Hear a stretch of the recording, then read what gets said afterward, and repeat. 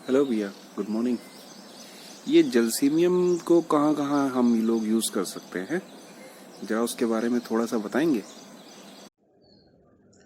Gelsemium एक acute remedy है जो बहुत ज़्यादा फ्रीक्वेंटली यूज की जाती है। और हालांकि ये पॉलीक्रेस्ट है, लेकिन एक्यूटली इसका यूज़ बहुत किया जाता है। इसमें जो कॉजेसिव फैक्टर है वो फ्राइट है, एलिमेंट फ्रॉम बैड न्यूज़ है, एंटीसिपेशन है, और हीट ऑफ सन से भी कई कई प्रॉब्लम हो जाती हैं। और ये मोटर फंक्शन पे बहुत इफेक्ट करती है। इसको जो लेमन बहुत ज़्यादा हे फीवर के लिए या छींको जुकाम के लिए बहुत ज़्यादा यूज करते हैं। इसको हिंदी में हम लोग जानते ही हैं, चमेली इसको बोलते हैं। तो इसका स्पेसिफिक यूज जो है, जैसे मैंने बोला ना कि हे फीवर एलर्जी इसके लिए रहता है। जो हम लोग शुरुआत में पढ़ते थे, जब नए नए थे, हम भी फर्स्ट ईयर सेकेंड ईयर में, तो इसके लिए एक वर्ड बुलाता था DDT, कि डलनेस, डिजीनेस, थर्सलेस और ट्रेमलिंग। तो ये चार चीज़ें इसमें बहुत ज़्यादा इंपॉर्टेंट हैं जो जलसीमियम में हमको मिलती हैं। इस आधार पे हम जलसीमियम को बहुत फ्रिक्वेंटली प्रिस्क्राइब करते हैं। जलसीमियम नो डाउट बहुत ज़्यादा एंटीसिपेशन है। इतना ज़्यादा एंटीसिपेशन है कि जो टॉप ग्रेड एंटीसिपेटरी मेडिसिन है, जैसे जलसीमियम है, अर्जेंटम नाइट्रिकम है, बिडोराइनम है, लाइकोपोडियम है, कैलकेरिया कार्ब है, सैलिशिया है, हम इन्हीं मेडिसिन को आपस में डिफ्रेंशिएट करते हैं जब हमको एंटीसिपेशन डिफ्रेंशिएट करना होता है। और एंटीसिपेशन जैसे अभी आजकल क्या है, बैड न्यूज़, जैसे अभी न्यूज़ में भी आ रही हैं, काफ़ी खबरें आती हैं, इनके बाद भी अगर कोई बीमार हो जाता है, खासकर बैड न्यूज़, कोई बुरी खबर सुन के, या किसी रिलेटिव का ही फ़ोन आ गया, या किसी कोई न्यूज़ टीवी में देख ली उसके बाद बीमार हो गया, तो ये दवा एक बहुत ही इम्पॉर्टेंट दवा है। इसमें एलिमेंट देखना बहुत ज़रूरी है कि आप ठीक तो थे, अचानक से क्या हुआ। देखिए यहाँ पे कॉजेटिव फैक्टर बहुत इंपॉर्टेंट है। डॉक्टर क्लार्कसन ने भी इस पर बहुत एम्फेसिस किया है कि अगर आपको ये मिल रहा है तो आप इसको मत छोड़ें।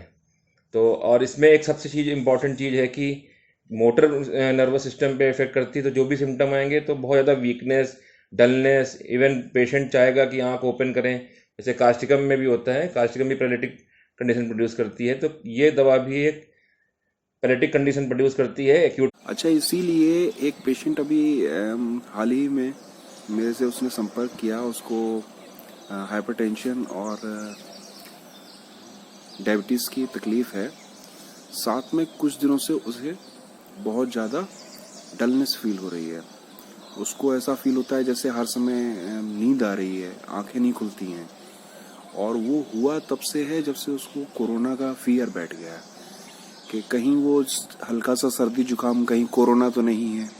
यही सोच सोच के वो बहुत ज़्यादा परेशान रहती है। और इसी चक्कर में उनके हस्बैंड ने मुझे फ़ोन किया, और जब मैंने ये सिम्टम पाए और उनको जलसीमियम 1 की सिर्फ एक डोज दी, और 2 दिन के अंदर वो अगली सुबह से बिल्कुल नॉर्मल हो गई। तो ये बड़ा अच्छा फीचर है। क्या अमलेंदु भाई इसको थोड़ा सा और क्लियर कर सकते हैं, इसमें पैरालिसिस किस किस तरह की है।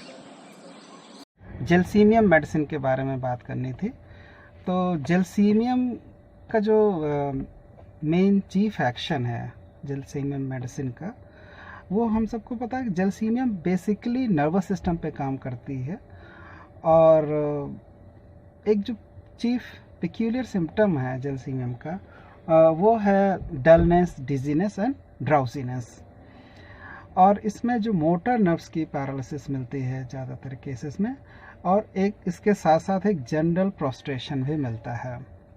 इसके साथ साथ जो पैरालिसिस है वो वेरियस ग्रुप ऑफ मसल्स में भी मिलती है। आइस का जैसे मसल्स हैं उनमें पैरालिसिस मिलेगी, थ्रॉट की ग्रुप ऑफ मसल्स जो एक्ट करती हैं वहाँ, चेस्ट पे जो एक्ट करती हैं, लैरिंग्स पे जो ग्रुप ऑफ मसल्स हैं और स्पिंक्टर हैं, इनकी सबकी पैरालिसिस पे जो है जेलसीमियम का काफ़ी अच्छा एक्शन है।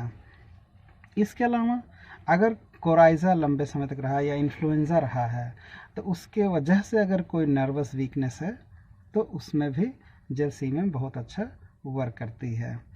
और एक जो देखने से ही, पेशेंट देखने से ही एक जो सिम्टम मिलता है वो मिलता है कि अपर आईलिड की हैवीनेस। पेशेंट आइज़ ओपन करना ही उसके लिए बहुत मुश्किल होता है, इतनी हैवीनेस अपर आईलिड पे फील होती है। टोसिस भी कहते हैं इसको, टोसिस वाली कंडीशन हो जाती है। और जो एक फीचर है इसका एक्यूट फेस में जलसीमियम को कैसे देना है, ये लगभग मेरे समझ में आ चुका है। इसको थोड़ा सा मैं पुनीत भाई से रिक्वेस्ट करूंगा कि इसको सम अप कर दें कि ये जलसीमियम में क्या क्या हम देखें और फीवर या कोराइजा में अगर यूज़ करें तो कैसे यूज़ करें। हेलो फ्रेंड्स, मैं डॉक्टर पुनीत सिंह। जलसीमियम के बारे में कुछ बातें आपसे शेयर करता हूँ। जलसीमियम एक एक्यूट रेमेडी है, बट मोस्टली इसके स्पेसिफिक कुछ कैरेक्टरिस्टिक सिम्टम हैं जिनके बेस पे जलसीमियम को कभी भी हम रूल आउट नहीं करते ईजिली। फॉर एग्ज़ाम्पल कि अगर किसी भी तरह का बहुत सीवियर एंटीसिपेशन, फियर, फ्राइट, उसके बाद होने वाली किसी भी तरह के सिम्टम्स के लिए जलसीमियम एक बहुत ही अच्छी इंपॉर्टेंट मेडिसिन है, अनलेस अनटिल कि आप ये भी जानते हो कि इसका जो फियर और फ्राइट है वो किस तरह का है, किस तरह का एंटीसिपेशन है इसको। अगर ये भी आप समझ सकेंगे तो आई थिंक आप डिफरेंट रेमेडीज़ के बीच में बहुत अच्छे से इसको डिफ्रेंशिएट कर पाएंगे कि हमें जलसीमियम ही देनी है कि नहीं देनी है।